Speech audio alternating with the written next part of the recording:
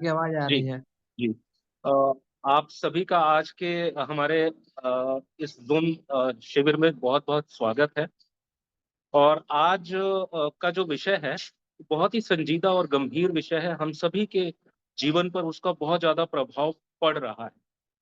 वो है वनों की कटाई, डिफॉरेस्टेशन।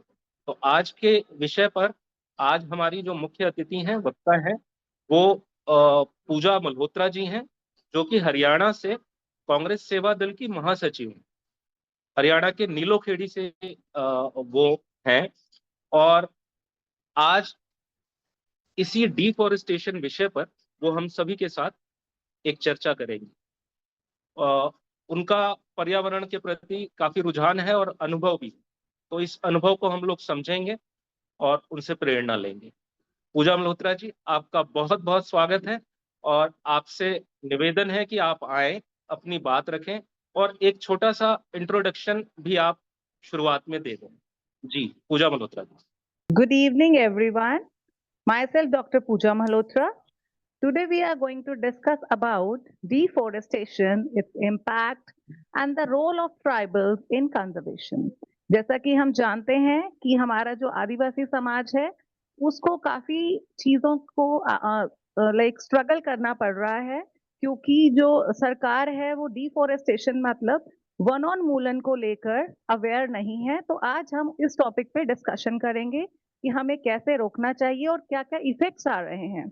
देखिए, मानव जाति के द्वारा जंगलों को समाप्त करना वनोन्मूलन है।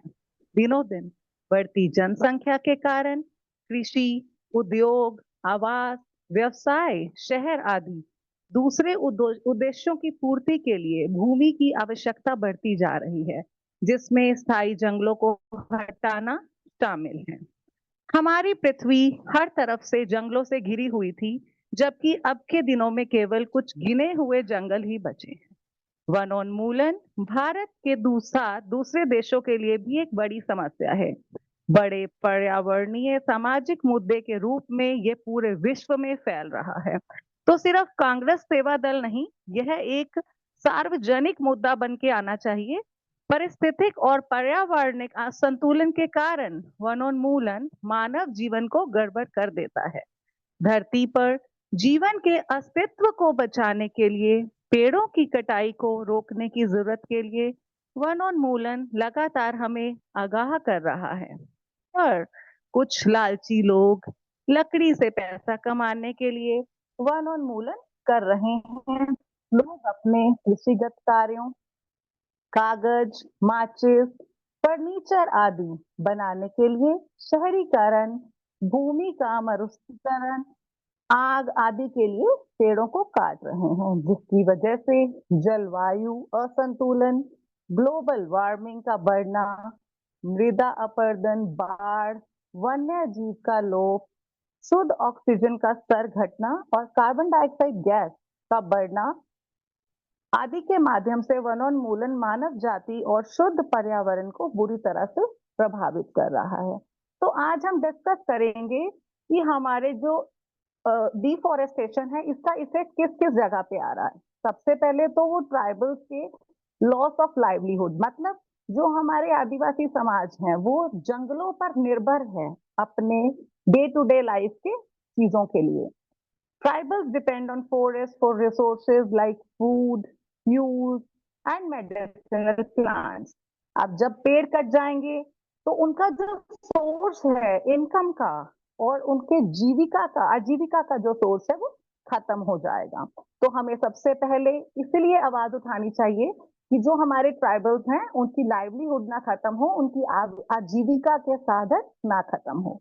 दूसरी चीज है कल्चरल इरोजन। मतलब जैसा हम देखते हैं कि कुछ लोग पीपल को पूज रहे हैं, कुछ लोग बरगद के पेड़ को पूज रहे हैं, तो आदिवासियों में भी एक पेड़ों के लिए वो सोचते हैं कि इसमें भगवान का वास है। अगर हम कल्चरल इरोजन देखें तो वो उनके कल्चर को छेड़छाड़ करना है, तो हमारे को पेड़ों को बचाना जरूरी हो जाता है।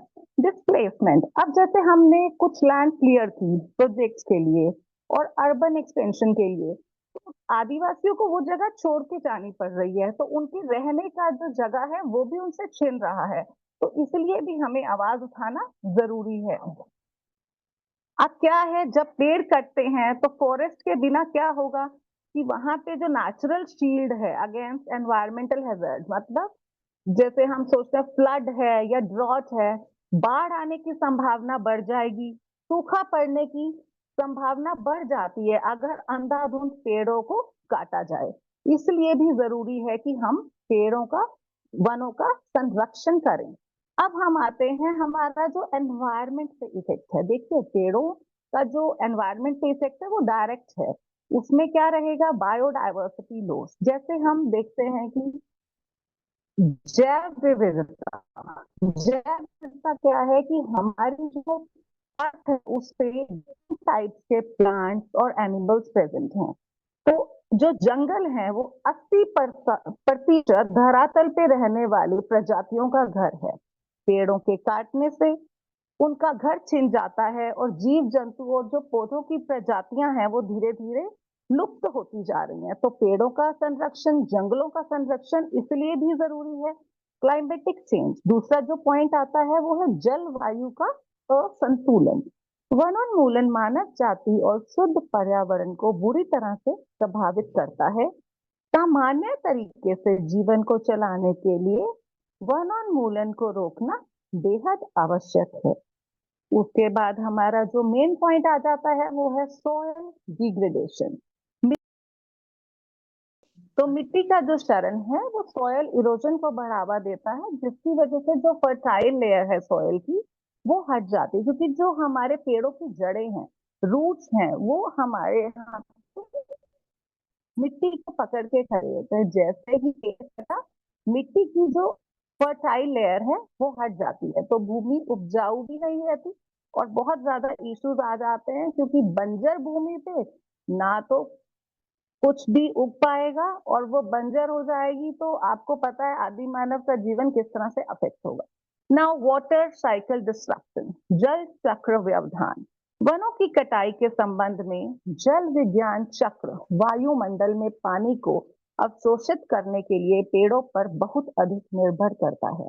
पेड़ जल भंडार के रूप में कार्य करते हैं, मिट्टी से पानी लेते हैं और इसे अपने पत्तियों के माध्यम से छोड़ते हैं, जिसको हम इवेपोरेशन या वाष्पीकरण भी कहते हैं।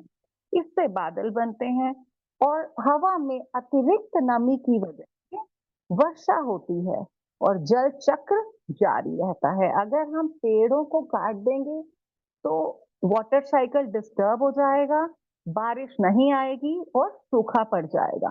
तो ये सब चीजें एक दूसरे से कनेक्टेड हैं।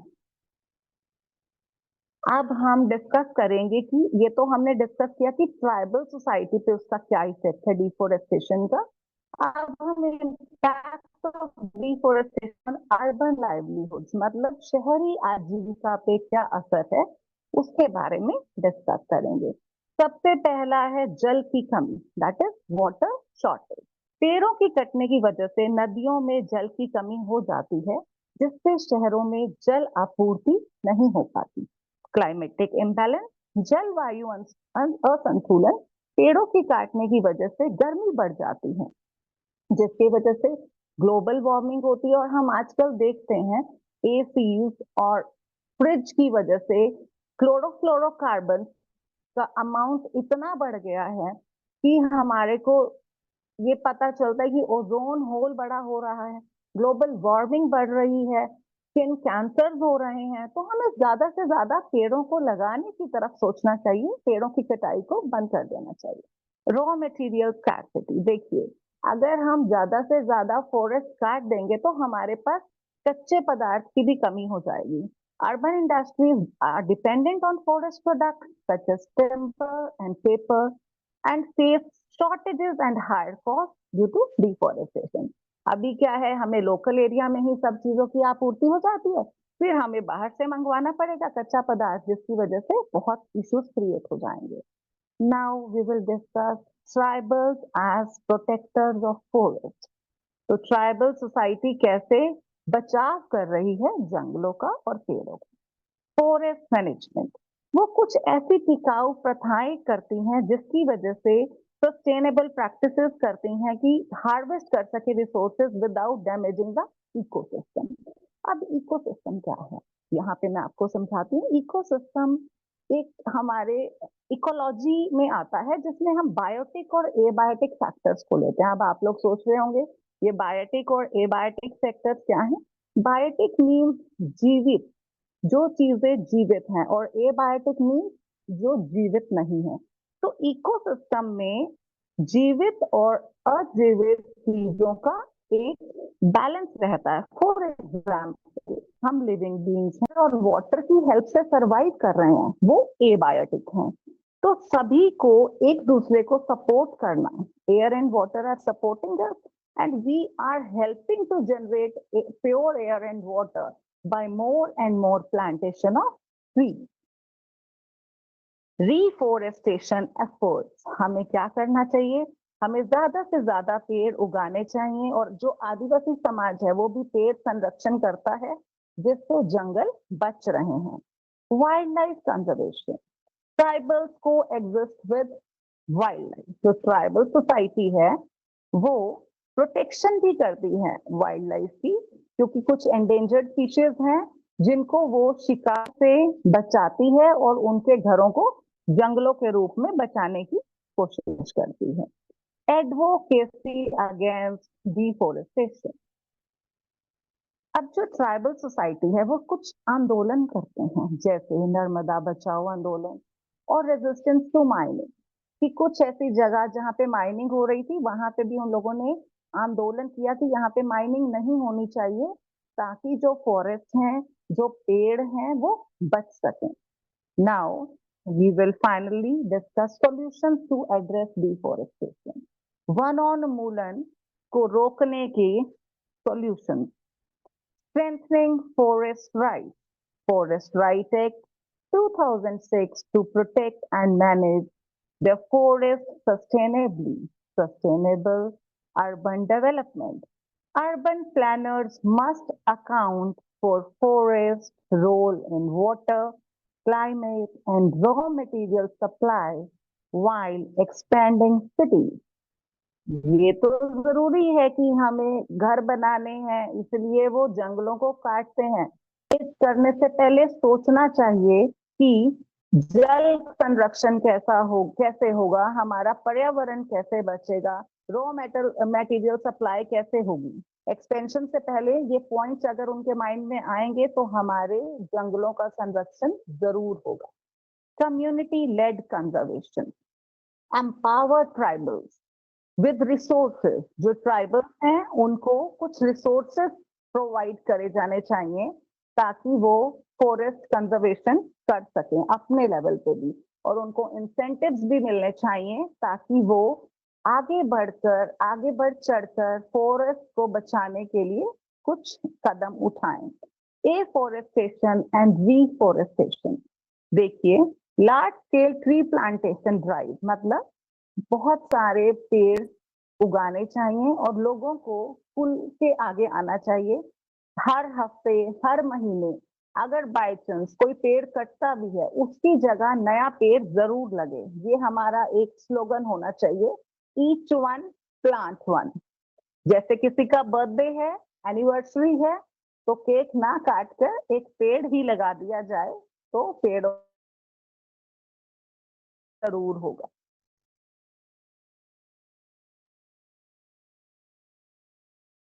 Alternative livelihood for tribals: promote forest-based industries like ecotourism, honey production, and organic farming, providing economic incentives to protect forest.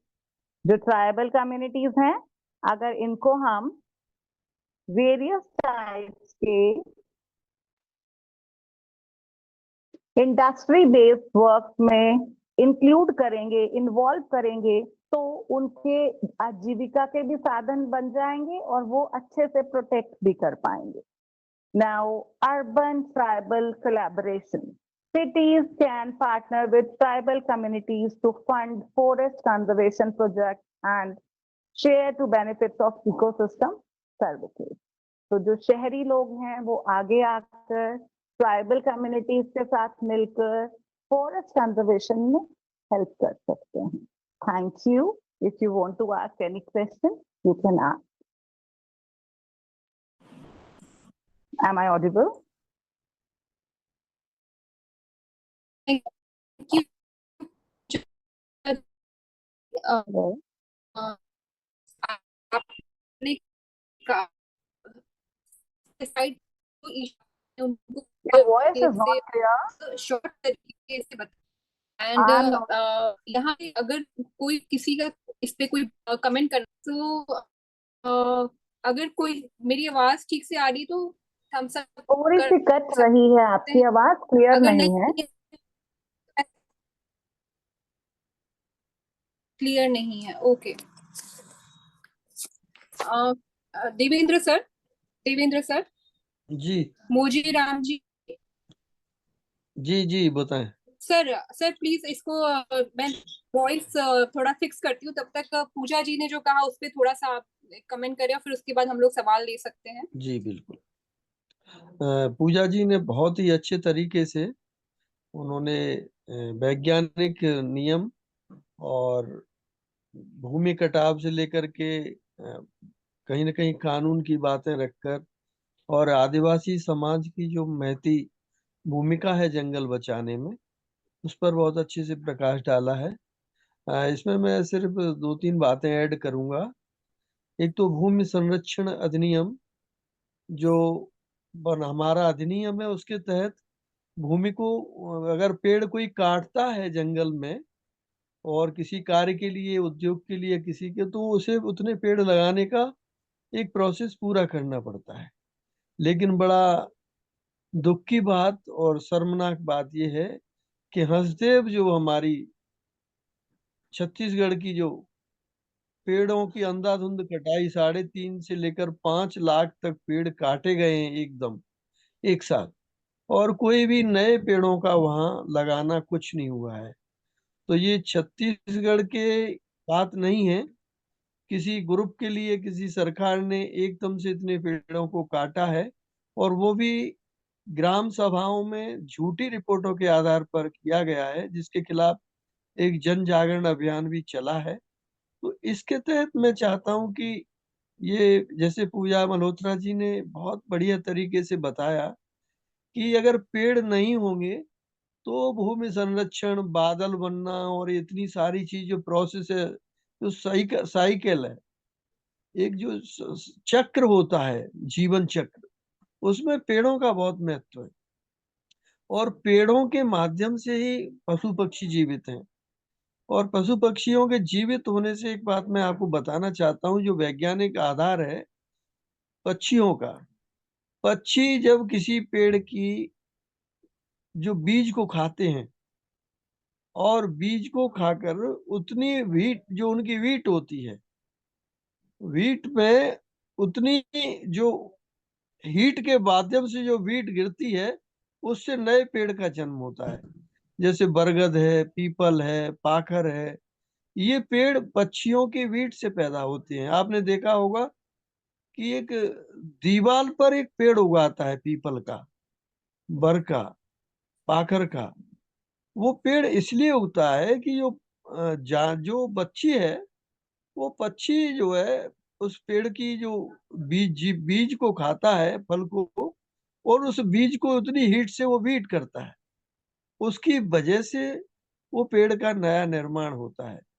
तो वो पेड़ जो है आपको जीवन में ऑक्सीजन, जैसे पीपल का पेड़ है, तुलसी का पेड़ है, तुलसी ओजोन की सृजन करती है, पीपल ऑक्सीजन का सृजन करता है। तो ये बड़े जितने पेड़ हैं, वो मानव चक्र को, मानव जीवन को नई दिशा और नया जीवन देते हैं। तो जैसे पूजा जी ने संकेत किया कि पक्षियों का जीवन नष्ट हो रहा है, तो पक्षियों का जीवन नष्ट नहीं हो रहा है, हमारे जीवन पर उसका गहरा प्रभाव पड़ने वाला है। और जैसा कहा, एक अच्छा प्रयास हो सकता है, किसी का भी बर्थडे हो तो केक की जगह पेड़ का, जो सांकेतिक रूप से जो उन्होंने एक संदेश दिया है, तो हम सबको ये प्रयास करना चाहिए कि अगर किसी का बर्थडे है साल में एक बार, तो वो बजाय केक केक केक भी काटे, मैं उसका समर्थन करता हूँ, विरोध नहीं करता हूँ, लेकिन एक पेड़ जरूर लगाएं। अगर हमारे भारत की जनसंख्या का ध्यान रखते हुए अगर हम पेड़ों पर एक जन्मदिन के अवसर पर ही पेड़ लगाना शुरू कर देंगे, तो मैं सोचता हूँ बहुत जल्दी एक ये पेड़ों का निर्माण होगा और बारिश भी अच्छी होगी। बारिश अच्छी होगी तो आपकी फसल चक्र अच्छा होगा, फसल चक्र अच्छा होगा तो आपको खाने के लिए बहुत अच्छी चीजें अच्छी मिलेंगी। और पेड़ जितने ज्यादा होंगे तो भूमि कटाव तो रुकेगा ही, साथ साथ आपके पर्यावरण में ऑक्सीजन की कमी नहीं होगी। जब कोरोना काल में हमने देखा था कि ऑक्सीजन की कमी की वजह से लोगों को जान गंवानी पड़ी, तो इससे भी हम बच सकेंगे। तो धीरे धीरे ये प्रक्रिया आज के लिए ये इतना सांकेतिक है, लेकिन इस सांकेतिक व्यवस्था को हमें आगे ले जाकर वैज्ञानिक आधार के साथ साथ पक्षियों का भी हमें जीवन बचाना होगा, क्योंकि उनकी वजह से कई पेड़ों का जीवन है और कई पेड़ों के जीवन से हम मनुष्यों का जीवन है। और भूमि क्षरण अगर जितना अधिक होगा, धीरे धीरे होता जाएगा, तो जो आदि मानव की जो व्यवस्था थी, जब हम धीरे धीरे इस व्यवस्था में आए कि फलों, पहले हमारा जो जीवन था थोड़ा जंगली था, खाना पीना भी हमारा जानवर जैसा था। फिर हमने पशु पक्षियों के आधार पर कुछ अनाज के आधार पर संकलन किया, और संकलन के आधार पर आज हम तरह तरह की भोजन को करने के एक मतलब एक पावर है हमारे पास, इतनी शक्ति है, जो अनाज की शक्ति है, उर्वरा शक्ति से हम आज इंडिपेंडेंट हैं। हम पूरी तरह से सुरक्षित हैं कि अगर हम खाद्यान्न हमारे पास इतना है कि अगर कोई विश्व में अकाल भी पड़ता है तो हमारे देश में इतना अनाज का भंडारण है कि वो हम कोई हमारा देशवासी भूखा नहीं मर सकता। तो ये सब बड़ी देश में हरित क्रांति के बाद जय जवान जय किसान नारे के साथ साथ बहुत कुछ हुआ है। किसानों ने इतनी मेहनत की है, इतनी तपस्या की है, तब कहीं हम इस स्थिति में पहुंचे हैं। ऐसे हमारे झारखंड है, जिसको झारखंड की जगह वो झारखंड भी उसका एक प्रचलित अपभ्रंश नाम है। तो झाड़ों का जो केंद्र है, खंड है, वो झारखंड है, छत्तीसगढ़ है, आपका उड़ीसा है, पूरा देश, केरल है, कर्नाटका है। यहाँ पेड़ों की इस देश में कमी नहीं है, पर्यावरण आज भी, लेकिन पर्यावरण की समस्या ग्लोबल वार्मिंग आज हमारे पास ही नहीं पूरे वर्ल्ड के लिए एक चुनौती है। लेकिन हमारे देश में चुनौती इसलिए ज्यादा है कि हमारा जनादेश, हम जितनी जनसंख्या इतनी तेजी से बढ़ा रहे हैं, उसके लिए हमें बहुत सारे पेड़ों की जरूरत है। तो मैं इतना ही कहना चाहूंगा कि पेड़ जो है, एक पेड़ नहीं है, वो हमारे जीवन का हमारा मित्र है। वो हमको सुकून भी देता है, छाया देता है, फल देता है, और एक पेड़ अपने जीवन में करोड़ों रुपए की ऑक्सीजन देता है। और तुलसी जैसा पेड़ तो ओजोन देता है, जो हमारी ओजोन परत जितनी खराब हो रही है, अगर हम तुलसी के पौधे घर घर लगाने लगे तो ओजोन परत का जो वो रोल है मानव के लिए, जिससे सूर्य की किरणें सीधी ना पड़ते हुए ओजोन से होकर गुजरेंगी, तो हमारे लिए सुरक्षित है मनुष्य। तो ये सब हमारे लिए बहुत आवश्यक है। पर्यावरण और पेड़ों के बिना जीवन असंभव है। और इसी भावनाओं के साथ मैं चाहता हूँ कि सब लोग इसमें पहल करें और एक नया रूप, जनसेवा जो टीम है वो एक नया रूप दे, एक नया ऐसा रूप दे जिससे हमारी तरफ से एक मैसेज जाए पूरे देश में कि हम पेड़ों के लिए, जनसंख्या के लिए, जलवायु के लिए, भूमि कटाव के लिए और तरह तरह की जनसेवा में हम संलग्न हैं। इन्हीं भावनाओं के साथ मैं अपनी बात समाप्त करता हूँ। जय हिंद, जय भारत। बहुत बहुत शुक्रिया देवेंद्र सर और पूजा जी। अ, आपने बहुत एक गंभीर विषय है ये, हमारे लिए एक चुनौती भी है कि हम इसे कैसे हम आगे बढ़ा के, ये मुझे लगता है कि बहुत सालों साल हमें लगेंगे अगर हम इस पे अगर आज कार्य शुरू कर दें, क्योंकि अर्बनाइजेशन और शहरीकरण जिस तेजी से बढ़ रहा है वो कहीं ना कहीं आगे चल के वो बहुत कम समय में हमारे लिए, पिछले 10 साल से हम देख रहे हैं कि डेवलप और इसकी वजह से काफी ज्यादा मुंबई में एक अच्छी खासे जो फॉरेस्ट एरिया था उसको पूरी तरह से खत्म कर दिया गया है। तो अगर हम जहाँ बैठे हैं वहां पे हमें नहीं पता कि ठंड क्या होती है, गर्मी हर साल बर साल बढ़ती जा रही है। तो ये एक बहुत बड़ा हमारे सामने एक चुनौती नजर आ रही है कि हम इसे कैसे करेंगे। और सेवा दल के सदस्य होने के नाते ये हमारा फर्ज बनता है, एक राजनीतिक राष्ट्रीय स्तर की जो पार्टी है उनका एक हमारी जिम्मेदारी है कि हम इसे कहीं ना कहीं इसमें एक मुहिम छेड़ें, हम आगे बढ़ें। अगर हम जन आंदोलन तक ले जा सकते हैं तो हम वो भी करें, लेकिन कहीं ना कहीं पहल करें। तो उसके लिए एक पहल जो हम अभी करने जा रहे हैं कि जहाँ मुंबई के पास में कर्जत में, शायद आप सब मिल गया होगा, वहां पे इसी तरह से लगातार जो जमीन है वो ली जा रही है ट्राइबल्स की, और वहां पे पेड़ जो है वो काटे जा रहे हैं, उनकी जो लाइवलीहुड है वो अफेक्ट हो रही है बहुत ज्यादा। उनके जो भाव हैं वो नजर आते हैं, वो चाहते हैं कि उनकी जमीन बचे रहे, लेकिन कोई बहुत जितने लोग कोशिश कर रहे हैं जो एनजीओ वाले, वो भी कहीं ना कहीं नाकाम हो रहे हैं। तो हमारा एक जिम्मेदारी कि हम कैसे बचा सकते हैं आदिवासी, जैसे कहा गया है कि पर्यावरण के ही नहीं बल्कि हमारे भी रक्षक हैं। अगर हम उन्हें बचा सकते हैं तो वो कहीं ना कहीं पर्यावरण को बचाएंगे, और आगे चल के हमारा भी एक जीवन है वो कहीं ना कहीं बेहतर बन सकता है। तो पहली कोशिश ये है आ, अभी आज, और अगर कोई है हमारे साथ जो इसमें पहल करना चाह रहे अपने क्षेत्र में, जैसे देवेंद्र सर ने कहा कि हमें पेड़ लगाना चाहिए, या फिर पूजा जी ने कहा कि अगर हमें अर्बनाइजेशन जो है उसको रोक के, या फिर जो वाटर साइकिल हमारा ये जो एटमोस्फेयर साइकिल जो हमारा डिस्टर्ब हो रहा है उसके लिए अगर हमें कोई आवाज उठाना चाहिए, तो आपके क्षेत्र में आपको लगता है कि अगर ये कार्य किया जा सकता है तो उस पे आप एक पहल करें, और उस पे हर कोई जितने भी सपोर्ट होंगे वो हम जन सेवा की टीम के माध्यम से हम वो प्रोवाइड करेंगे। जहां तक हो सकेगा उसको हम जाएंगे वहां पे, उस पे रिसर्च करेंगे और फिर उसको आगे बढ़ाएंगे। तो अगर कोई है तो हमारे साथ ये जुड़ सकते हैं।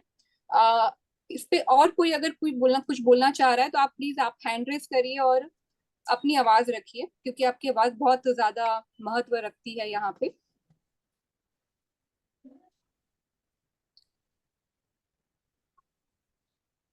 जी, अगर किसी को जूम में टेक्निकल हैंड रेज नहीं करना तो आप, हाँ, बबलू जी हैं हमारे साथ, तो बबलू जी अगर कुछ बोलना चाह रहे हैं, और किसी को अगर हैंड रेज करना नहीं आ रहा तो ये ऐसे भी कर सकते हैं, तो हम उन्हें अनम्यूट कर देंगे। जी नमस्ते आप सभी को। नमस्ते बबलू जी। जी हमारी आवाज सभी को आ रही है? जी, तो बहुत बबलू जी अच्छा। 2 मिनट में एक शॉर्ट में, मतलब आपका जो है आप जो पहल करना चाह रहे हैं उसको रखिएगा ताकि हम सब फिर उससे जुड़ पाए। जी बबलू जी जी। अभी क्या है कि हम लोग अपने जैसे महापुरुषों को आज जन्मदिन जो मनाते हैं या पुण्यतिथि मनाते हैं, तो हम हर लोग हर जगह उस तिथि पे एक पेड़ लगाते हैं। और मेरा भी जन्मदिन जब पड़ता है तो मैं उस जन्मदिन पे एक पेड़ लगाता हूँ और लोगों से लगाने के लिए प्रेरित करता हूँ। तो इस नाते हमारे जैसे सेवा दल की टीम भी हमारी बहुत सपोर्ट करती है बनारस में। तो इसमें हम लोग और इसको कैसे कर सकते हैं और बढ़ा सकते हैं, इसके लिए थोड़ा सा मार्गदर्शन कर दीजिएगा। जी बस इतना ही। जी शुक्रिया बबलू जी। तो ये तो जी अपने स्तर से हम हर एक कोशिश करेंगे कि जो हम केक में या फिर कपड़ों में या इस तरह की चीजों में हम जो पैसे वेस्ट करते हैं उसे हम कहीं ना कहीं बचा के एक पौधा अगर अपने क्षेत्र में अपने एरिया में लगा सकें तो वो एक छोटा सा हमारा एक योगदान रहेगा पर्यावरण के। तो और कोई है अगर और पहल करना चाह रहा है तो ये एक है जो एक पर्सनल पहल होगी, और एक है जो सामूहिक, क्योंकि हम सेवा दल की एक समूह है हमारा, हम सब मिलके भी एक पहल कर सकते हैं। हम सब मिलके एक क्षेत्र में जा सकते हैं, जैसे बहुत सारे ईस्ट में भी अगर हम असम में कुछ ऐसी जगह है जहाँ पे पर्यावरण को खत्म किया जा रहा है, झारखंड में जैसे बताया गया देवेंद्र सर के द्वारा, तो कहीं पे वो पहल कर सकते हैं। तो इस पे आप मंथन करिए, इसके ऊपर आप सोचिए, इसके ऊपर कहीं ना कहीं हमें एक कदम रखने की जरूरत है। हम उस दौर से गुजर रहे हैं, जैसे सेवा दल 100वें साल को पूरा कर रहा है, पूरा कर चुका है, 101 साल में प्रवेश कर रहा है। हम वो सेवा दल हैं जो एक समय पे लोगों के अंदर कहीं पे जान डालने की कोशिश की थी, लोगों की आवाज बनने की कोशिश की थी, उनको जगाने की कोशिश की थी। आज भी वही सेवा दल है। आज हम शायद उतने मजबूत नहीं है, लेकिन अगर हम मजबूत हो जाए तो हम भी मतलब किसी की आवाज बन सकते हैं। हम भी लोगों में कहीं ना कहीं वो जो निराशा है उसे आशा में बदल सकते हैं, जो नाराजगी है उसे प्यार में बदल सकते हैं। ऐसी कोशिश हम कर सकते हैं। और ये कोशिश ऐसे ही होगी कि हम जाएं, लोगों से जुड़े, आदिवासियों से जुड़े, जो हमारे लिए सबसे ज्यादा, इस देश के लिए सबसे ज्यादा उपयोगी हैं, उनसे जुड़े और कहीं ना कहीं उनकी मदद करें। तो ये पहल हमें करनी होगी। अपने अपने क्षेत्र से हमें बाहर निकलना होगा, अपने कंफर्ट जोन से थोड़ा सा बाहर निकलना होगा, एक आवाज बननी होगी। क्योंकि हम सेवा दल के लोग हैं तो हम कहीं ना कहीं कांग्रेस की रीढ़ की हड्डी हमें माना जाता है। तो अगर हम कमजोर पड़ेंगे तो शायद ये नहीं होगा, हमें अपने आप को ही मजबूत करना होगा। पर्यावरण को मजबूत करने के लिए हमें वो आवाज बननी पड़ेगी। तो आप लोग और इस पे मंथन करिए। ये जो शिविर है आज का, ये इस साल का आखिरी शिविर है। फिर हम अगले साल मिलेंगे। तो अभी हमारे पास 10 मिनट है। अगर कोई और इस पे अगर कोई कुछ बोलना चाह रहा है या किसी का कोई सवाल है कि इसे किस तरह से किया जाए, कोई असमंजस है, कुछ ऐसी चीजें हैं जो वो बोलना चाह रहा है, तो वो आके बोल सकते हैं। यहाँ पे ये मंच खुला हुआ है अभी हर किसी के लिए। जी हेलो जी अमन। जी आप सभी को मेरा नमस्कार। साथियों को, मेरा नाम अमन शर्मा है। मैं ग्वालियर मध्य प्रदेश से बिलोंग करता हूँ। जैसे कि अभी जो विषय पे हम बात कर रहे हैं, सबसे पहले पूजा जी और देवेंद्र सर जी ने हमें बताया कि importance of water, importance of tree and forest के बारे में, ये कितना हमारे जीवन में महत्वपूर्ण है और इसके बिना मानव जीवन का हम विचार भी नहीं कर ला सकते अपने मस्तिष्क में। तो जो मेरे मन में भी जो कुछ पॉइंट्स हैं, विचार हैं, जिसको लेकर मैं खुद से ही अपील करूंगा। जैसा कि मैम ने बोला कि हम खुद से क्या कर सकते हैं, तो हम खुद से मैं जो अभी से ये कर सकता हूँ, मैं खुद जैसे अपने जन्मदिन पर और मेरे जो मित्रगण हैं उनके जन्मदिन पर उनको एक पेड़ लगाने के साथ साथ उनका देखभाल करना, और ज्यादा से ज्यादा लोगों में, अपने फ्रेंड सर्कल में, अपने परिवार में, अपने समाज में, जहाँ हम उठते बैठते हैं, अपने स्कूल्स कॉलेज, अपने जॉब सर्कल में जो भी लोग हैं, हर दिन हम 10 से 15-20 मिनट जहाँ हम बात करते हैं, उधर अगर इस विषय में बात की जाए गंभीरता पूर्वक, तो मुझे लगता है कहीं ना कहीं दिन भर में हर दिन एक चर्चा की जाए अपने ग्रुप में, तो कहीं ना कहीं एक या दो लोग, तीन लोग हर दिन इस विषय पर गंभीरता पूर्वक विचार करेंगे और कहीं ना कहीं एक बड़ा हमें इम्प्रूवमेंट दिखाई देगा।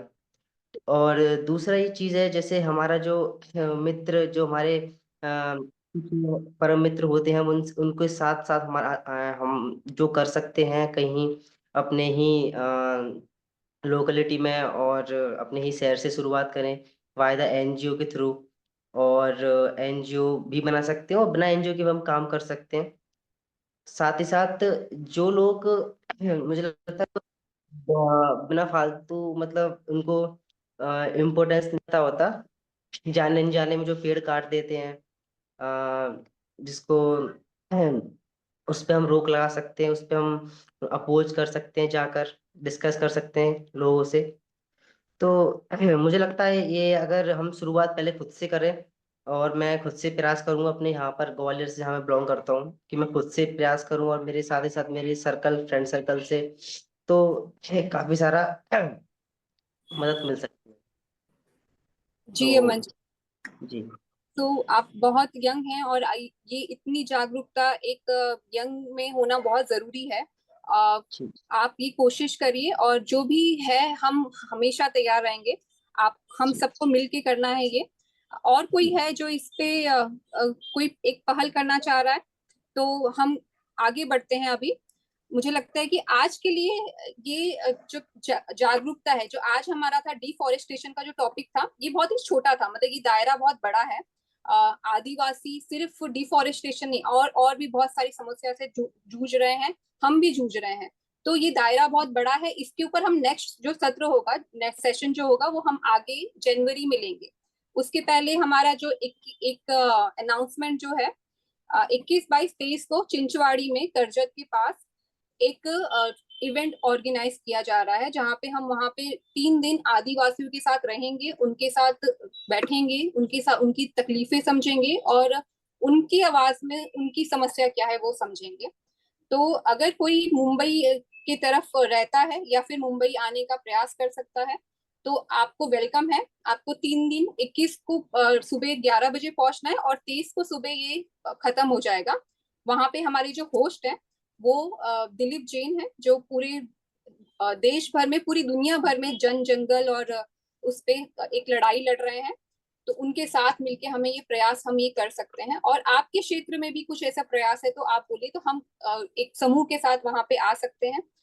एक इसको शुरुआती दौर पे सत्याग्रह से लेकर इस जन आंदोलन तक का जैसे हम प्रयास कर सकते हैं, हमें ये शुरू करना है। तो और कोई है अगर इस पे कुछ कहना चाह रहा है, आप प्लीज अनम्यूट करिए अपने आप को और बोलिए।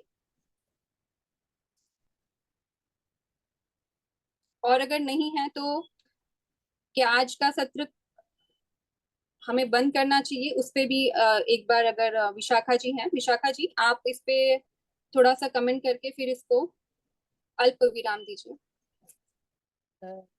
Thank you Amita for giving me time. Basically इसमें जो है हमें बहुत सारे, ये एक बड़ा बड़ा मुद्दा है, ठीक है। इसमें इसमें बहुत सारे एरियाज को ये कवर करता है, बहुत सारे पॉइंट्स को टच करना है इसके अंदर। जैसे एक सस्टेनेबल डेवलपमेंट की हम बात करते हैं, अंधाधुंध पेड़ की कटाई। हम अपने जन्मदिन पे कोई एक पेड़ लगाएंगे और पता चला उधर किसी एक उद्योगपति को फायदा पहुंचाने के लिए लाखों पेड़ एक झटके में कट गए। तो जो हमारा पॉलिटिकल इंटरवेंशन है वो क्या होना चाहिए, एडमिनिस्ट्रेटिव फेलियर को हम कैसे इसमें हम किस प्रकार से काम करें कि उनका हमें सहयोग मिले जब हम ये काम करें तो, और हमारा अपना क्या एक्शन होना चाहिए। तो ये इस तरह की कुछ बातें हैं जिसमें हम लोगों को विचार करना है। ये बीच में जो समय मिला है इस पे हम विचार करेंगे, और अगली बार जिस प्रकार आपने कहा कि हम इसके और पहलुओं को देखेंगे और समझेंगे, तो ये एक अच्छा विषय है। हमारे जैसे लोग जो शहरों में रहते हैं, दिल्ली जैसे शहरों में, वहाँ तो अभी का पेड़ लगाओ तो अपनी बालकनी में 4 पौधे लगाने के अलावा और कोई जगह हमें दिखती नहीं है। तो इस तरह की बातें हैं, तो हमको भी और मतलब आउट ऑफ द बॉक्स कुछ लेके आने की जरूरत है इसके अंदर। तो पूजा जी का बहुत बहुत धन्यवाद। और ये हम हमें जागरूक करने के लिए, और फिर एक बार इस बारे में सोचने के लिए कि ये भी एक बात है जिसमें हमें सोचना चाहिए और बढ़ चढ़ के आगे इसमें हमें हिस्सा लेना चाहिए। और चिंचवाड़ी के लिए मैं मोटिवेट करूंगी हमारे साथियों को कि आप यदि आ सकते हैं तो ठीक है, नहीं आ सकते हैं तो हमारा जन सेवा का ट्विटर ग्रुप है, यूट्यूब ग्रुप है। इसमें आप जो है इसको शेयर कीजिए, इसको लाइक कीजिए, इसको देखिए और अपने दोस्तों तक और सेवा दल में और साथियों तक पहुंचाइए इसको। तो ये एक मुहिम है और हमें इसकी ज़रूरत है कि अब हमारी ये आवाज़ जो है वो दूर तक लोगों तक पहुंचे। तो इस बात का आग्रह करते हुए मैं अपनी बात कहती हूँ। धन्यवाद। शुक्रिया विशाखा जी।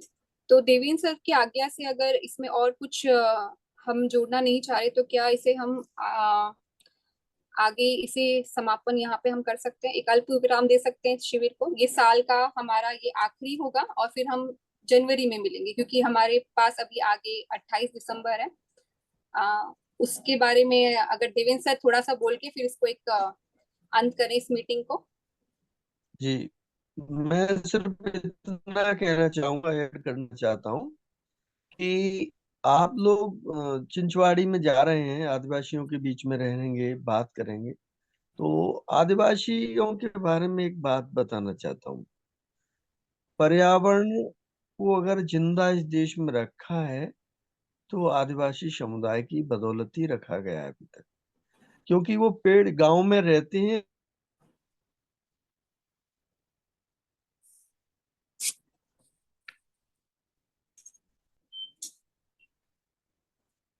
शायद कुछ नेटवर्क का प्रॉब्लम हुआ है। मोजी राम जी भी हैं हमारे साथ। मान्यताओं के आधार, जी देवेंद्र आवाज आ रही है?